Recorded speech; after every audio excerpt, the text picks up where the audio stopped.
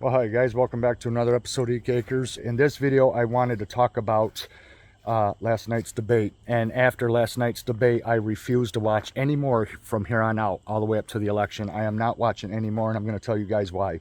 I could only be 50 minutes in last night because I was absolutely getting pissed off. And I could feel my blood pressure rising, and I knew if I didn't get away from the television set and go outside around the fire I had burning in the backyard, that my fist was going to go right through the heart of that flat screen TV. I am sick and tired of the Democrats spewing their lies, and they are never fact-checked. They only fact-check Trump, but they don't fact-check the Democrats. And that Kamala, all she did, that witch last night, is lie, lie, and lie some more. They are nothing but frauds. Absolute frauds. And she's being trained and schooled by Obama, the one that's really running this country. The only reason why Kamala is where she is because her legs are as open as the border, and that's the God's honest truth. That's how she got where she is, and that's how she's going to continue to get anywhere she wants to go. And the thing that makes me mad is why I'm not watching these anymore is because these fake news outlets that Trump bashes so much, and it is true, why does he keep agreeing to have debates being moderated by the very agencies that can't stand him, that will make him look as bad as possible and his opponent as good as possible? And he keeps falling for this time and time and time again.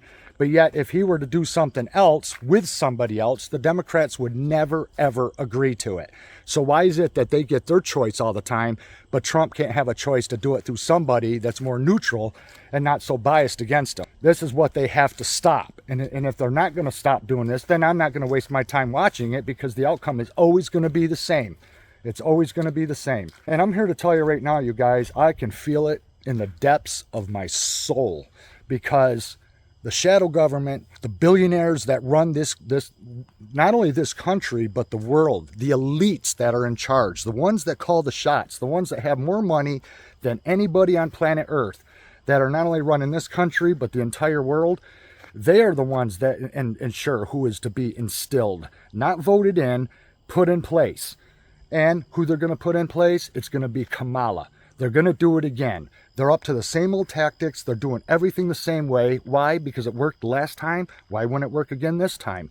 I don't see Trump being president. I don't want anything more than for Trump to be president.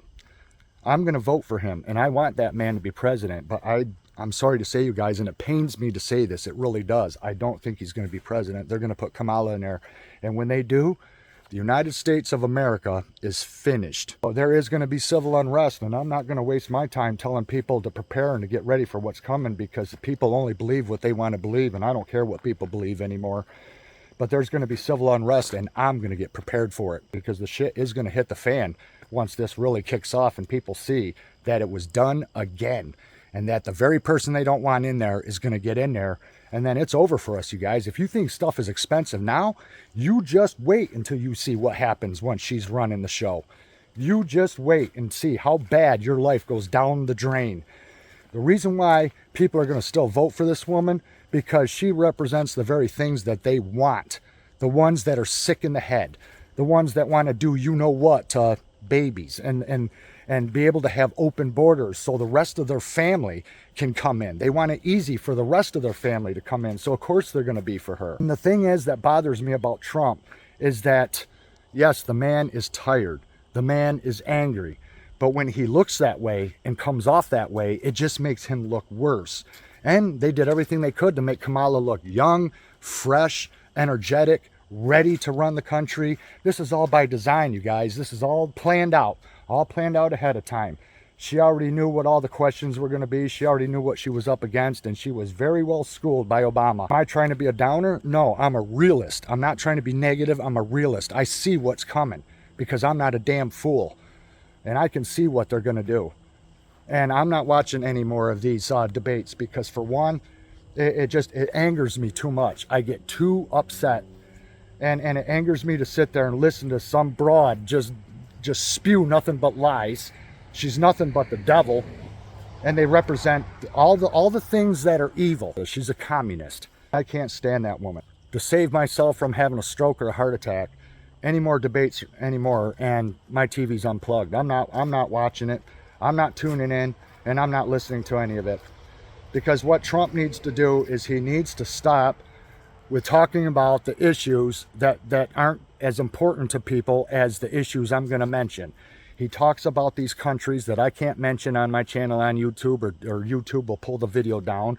But the country we're giving money to, which you know which country that is, the countries that we're warring with, the countries that are being helped, instead of talking about those things and talking about issues that don't directly affect the American. The things that directly affect us Americans are the gas prices, the grocery prices, cost of rent, cost of auto insurance going up, mortgages. But yet he doesn't speak to people on a hometown Main Street level. And every time he gets his golden egg opportunity, like in a closing statement, he just regurgitates the same old stuff that you hear at his rallies over and over and over again. And that's what Donald Trump has to stop doing. Whoever is helping Donald Trump with these speeches or writing speeches for him or whatever, however it happens, I have no idea. However it happens, those people need to be fired because they're not helping him. They're not doing anything for him. If I was in his position, I would speak to the people and I would totally forget what the other side says. And I'd tell people, I'd say, look, do you want more of what you're going through right now? Or do you want change? Do you want someone running this country to where your grocery prices are going to be less, your health insurance is going to be less, to where your rent is going to be less, everything is going to be less, cheaper gas prices? Or do you want to go with this witch that is going to make everything worse? It's going to go from the frying pan into the fire. If that's what you want, then that's what you get.